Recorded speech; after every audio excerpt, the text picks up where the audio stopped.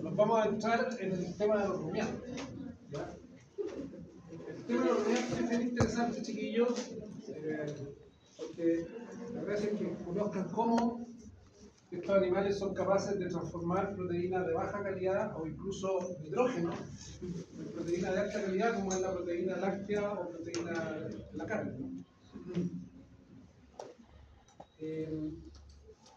La primera parte tenemos que hablar de flora ruminal, que es la parte más cortita, para luego ya irnos directamente al metabolismo. Ahora, claramente en el tema de flora hice un resumen, como dicen ahí, bien resumido, porque tendríamos una clase completa hablando de flora. Se lo quedarán ustedes, expertos. En fisio algo vieron, ¿no? De flora ruminal. Por lo menos dimensionan un poco la cantidad de microorganismos que tiene el rumeno, ¿no? En bacterias estamos hablando de 10 elevado a 10. Por ml de fluido. Billones. Entonces, es un tema, es un campo de investigación, un trabajo muy interesante. Bueno, recordemos que el rumen nace estéril. Es un animal notobiótico que nace sin flora, ¿ya? Y donde los compartimentos son completamente distintos en capacidad del adulto. O sea, este es el rumen y este es el ahomazo. O sea, el principal compartimento del ahomazo. ¿Ya? En otras palabras, el rumiante nace como monogástrico, desde el punto de vista digestivo y fisiológico. Y luego va evolucionando hacia ser un rumiante.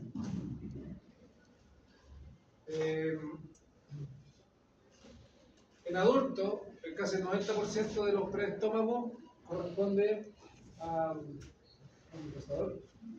El 90% de los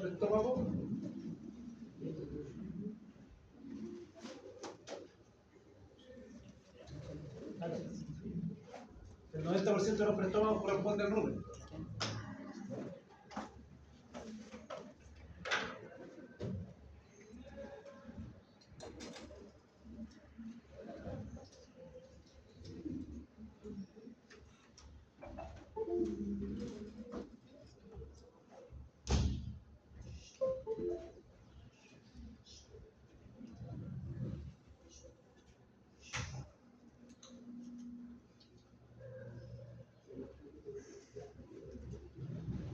Ahora, esa transición, así se llama transición de monogástrico a rumiante, ocurre de forma natural, pero se puede manejar con la dieta.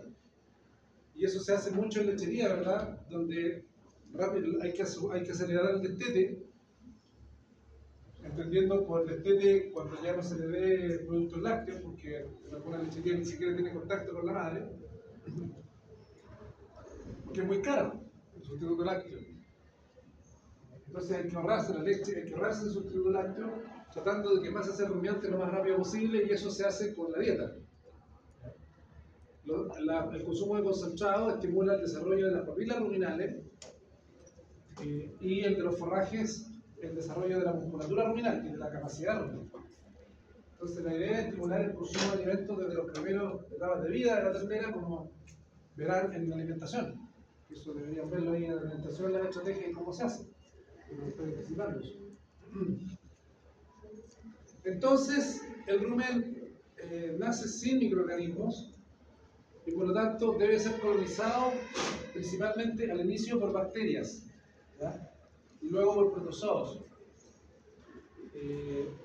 Las bacterias que empiezan la colonización son bacterias facultativas, anaerobias facultativas.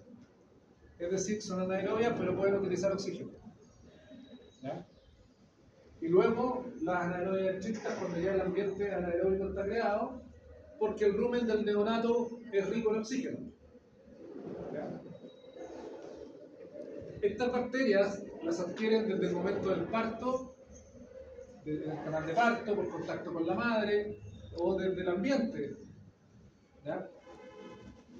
Porque las bacterias tienen forma resistente en el ambiente. Entonces, estas bacterias anaerobias facultativas empiezan a colonizar el rumen y empiezan a crear pequeños microambientes anaeróbicos, que luego van creciendo hasta generar un ambiente anaeróbico completo en el rumen. Muy importante entonces esta población adherente a la pared que queda ahí y que es la única anaeróbica facultativa que tiene el rumen. ¿Ya?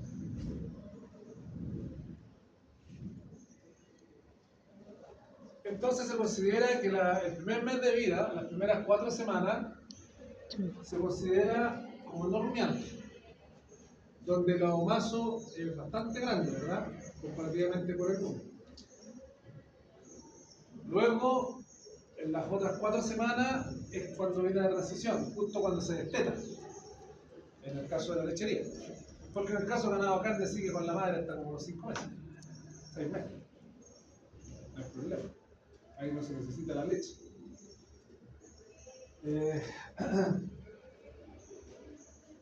Ya aquí el rumen empieza a ser importante en cuanto a capacidad y tamaño versus el ahomazo, que sigue siendo grande. Pues.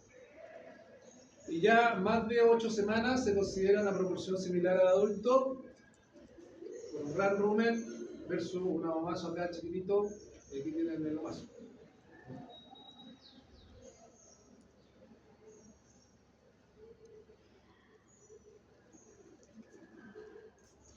Bien, entonces los microorganismos, una vez que se establecen, empiezan a proliferar.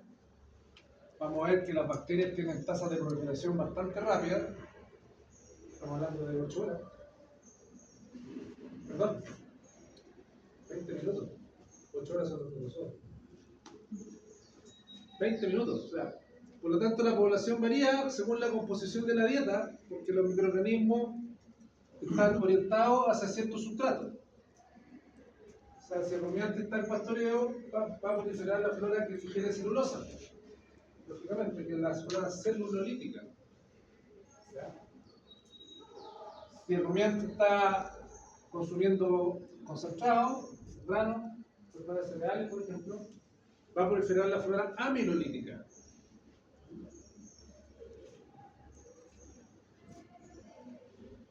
Y estas poblaciones microbiales, ¿verdad? Las podemos encontrar cuáles son. Una es la población adherente a la pared, flora adherente. ¿Y por qué se llama flora adherente? Fíjense acá, por favor, porque está pegado a la pared del rumen.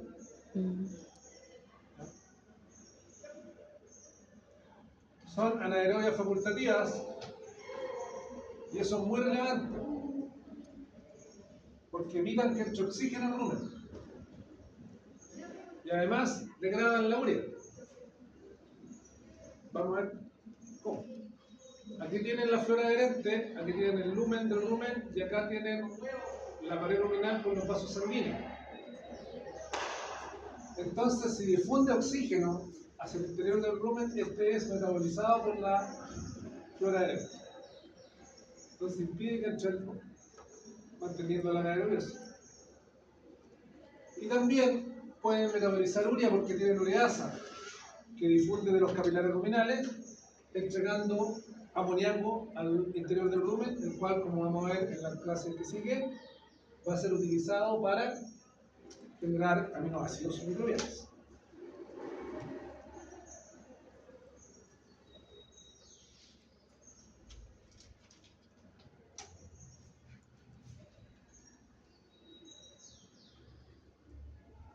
Entonces, tenemos microorganismos dentro de los cuales tenemos bacterias, que hablamos de las bacterias ahora adherentes a material particulado libre. Son el 75% de las bacterias está adherido a material particulado, que son pedacitos de fibra, de sustrato, donde está realizando la fermentación. Y también tenemos una parte importante, o sea, escasa pero importante, de población que está libre, el fluido vivo. Esas son las 3 partes en las cuales uno puede dividir a los microorganismos ruminales. ¿Ya?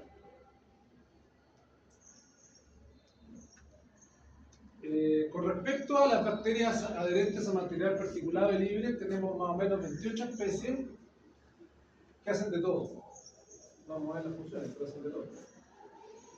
Estamos hablando de 10 a 50 billones de células por ml de contenido ruminal. Es una unidad. Con diversas funciones. vamos a ver la función, y que son todas anaerobias estrictas. Por eso es importante que mantener la anaerobiosis ruminal. También se generan interrelaciones entre ellas, que vamos a ver algunas nomás, o sea, lo que produce una es sustrato para la otra. ¿Ya? Por ejemplo, bacterias que ocupan ácido succínico y generan ácido propiónico. Bacterias que toman CO2 e hidrógeno y generan metano.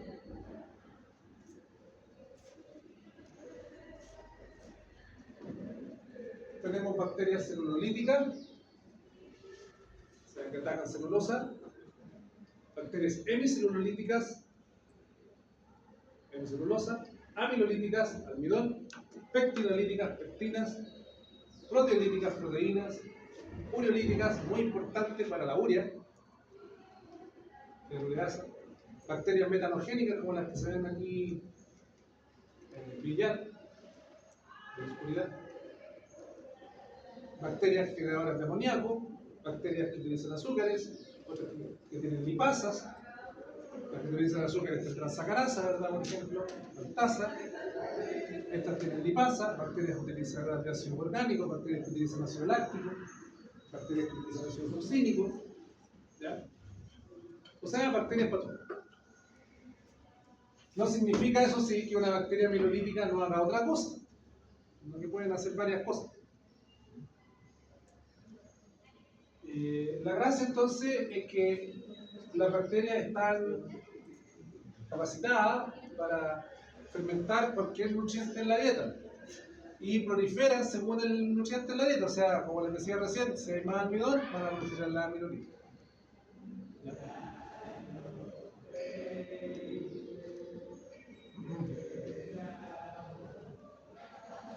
Con respecto a los protozoos, tienen una capacidad fermentativa similar a las bacterias, hacen el mismo proceso de fermentación, pero tienen algunas diferencias, porque pueden almacenar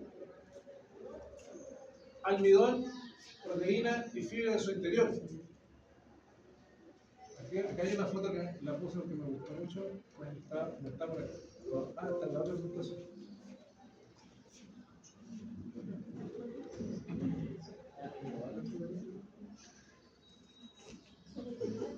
Qué bueno que me acordé, para que la vean.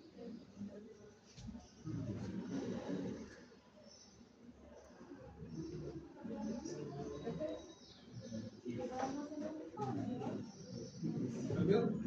Mira. Sí, mira, pero mira aquí, esto es almidón y esto es protozoo. Almidón, proteína y fibra.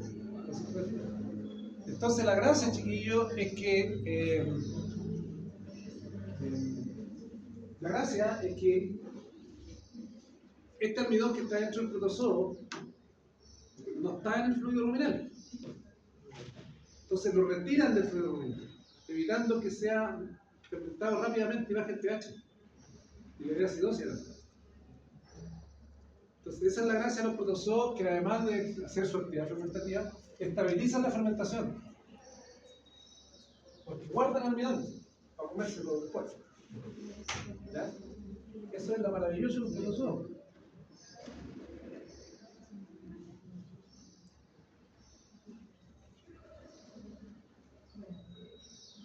Son todos anaerobios y además ingieren bacterias. Aquí los protozoos se están comiendo las bacterias.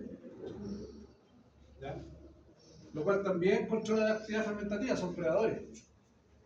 Y estamos hablando de 1 millón de células por ml de contenido ruminal. Son del género Isotricha o Entodinium, según el tipo de sustrato. Cuando hay mucho almidón, prolifera Entodinium. Cuando hay más celulosa, el Isotricha. Entonces son muy importantes, no son indispensables, pero son muy importantes en la fermentación ruminal. Y lo otro, eso sí, no metabolizan urea, no tienen ureasa. ¿Ya? Tenemos hongos también, que los hongos son importantes en la digestión de paredes celulares y son más o menos un 8% de la biomasa microbial, o sea, los niños son de nada. ¿Ya? Aquí vienen protozoos con muchas bacterias pegaditas. Entonces, estas bacterias están utilizando probablemente sustratos que están produciendo ese protozoo. Muy interesante el tema. Ahí se pueden ver, ¿no? Ahí se está poniendo la bacteria, seguramente. Esta es una tinción de almidón para protozoo. Aquí hay entodinium, diplodinium. Y estos negritos están llenos de almidón.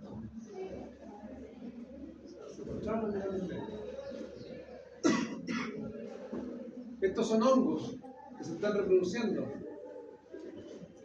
Miren qué bonito, como está el rizoide acá, está el esporangio. El esporangio crece, crece, crece, y luego libera las zoosporas que colonizan pedacitos de fibra.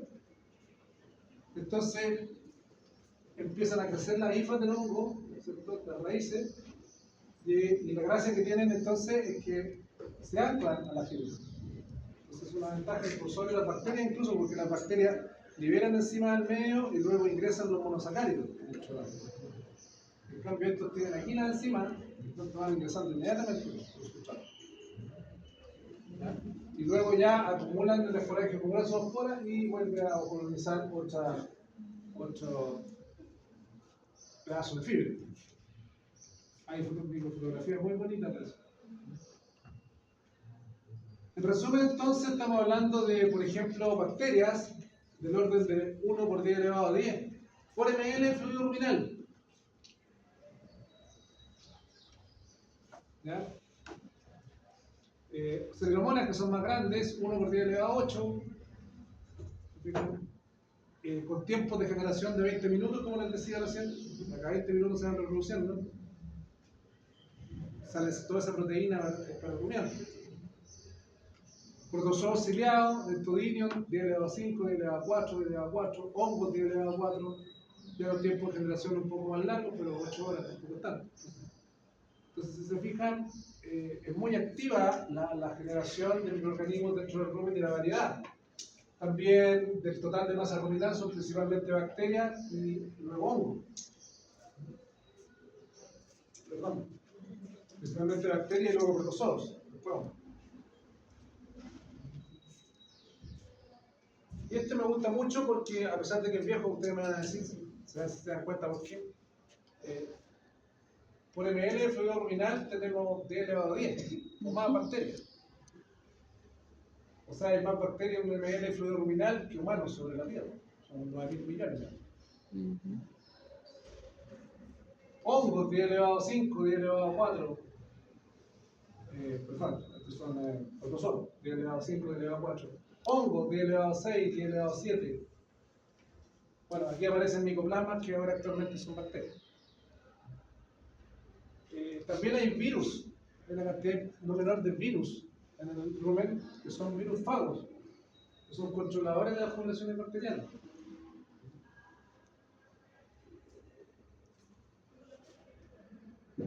En resumen, entonces, para los diferentes sustratos hay microorganismos disponibles. En el caso de la pared celular, hay microorganismos fluorolíticos que tienen celulasa, que tienen pectinasas, que tienen hemicelulasas.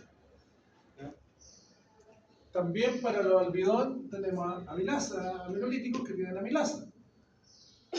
Para elementos solubles, azúcares, hay sacarasas, lactasas, ¿verdad? Que son capaces de procesar esos carbohidratos. Entonces hay microorganismos salvo para el único.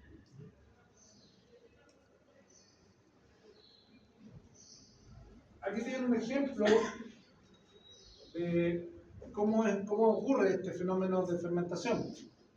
El microorganismo libera enzimas al medio, el cual ataca, por ejemplo, esta célula vegetal. Celulasa para la celulosa, amilasa para el almidón, sacarasa para la sacarosa, y lo que entra al microorganismo son los monosacáridos, glucosa, principalmente. Y esta glucosa se procesa mediante ¿qué vía metabólica? ¿A piruvato? ¿Cuál es la vía metabólica esa? Que vimos la semana pasada. Por glicolisis. Porque es anaerobio. No hay mitocondria, bacterias. Y el piruvato es el que genera los ácidos grasos volátiles. ¿Cuánto ATP se genera en la glicolisis, chiquillos? ¿Cuánto? Uno. ¿Ah? ¿Uno? ¿Uno? ¿Cuánto? 2 ATP. Ah, no. ¿Por qué? Porque el cofactor reducido aquí no se ocupa para energía, como en organismos superiores, porque es mitocondria. Y ese cofactor que está reducido, que se reduce, ¿cierto?, en la glicolisis, ¿se acuerdan ustedes? Tiene que ser regenerado para que siga funcionando. Y ese hidrógeno es el que se tiene que eliminar con el CO2 en forma de metano.